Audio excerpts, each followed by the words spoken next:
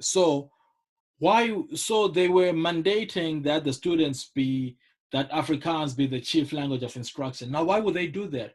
Well, it was a debilitating move, right? Because Afrikaans is a language only spoken in South Africa, and not by a large part of South Africa, just by the Dutch descendant population of South Africa. Now, of course, a lot of people have learned the language over the years, but that is the community out of which it strives. Okay, it is not spoken across the continent. The only relatable language is Dutch, which is not even a major language, with all due respect, of course, on the national on the international sphere. So, and also these kids do not grow up speaking Afrikaans in their homes, the African kids, because remember, in the era of apartheid, they're living in their separate communities. So they're only meeting this language for the first time in school.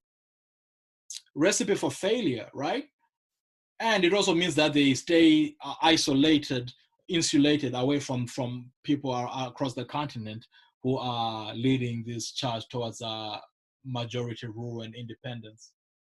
And English as well is maybe a colonial language, but at least English is a language that they are familiar with, and also it is an international language. You can tell its utility beyond the borders of South Africa in a way that Afrikaans can't.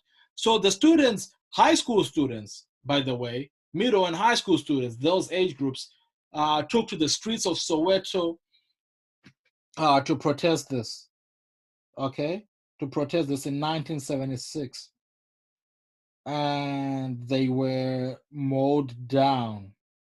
For lack of a better term, they were mowed down, shot down with reckless abandon by the South African Defense Forces and the police.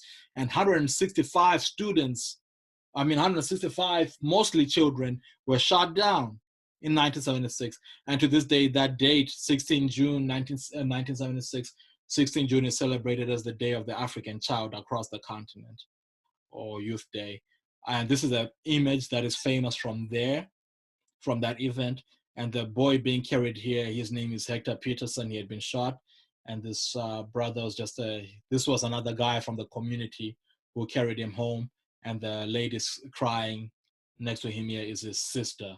And I'll put the link to that story here. But it became the iconic image of the 1976 riots. And after that,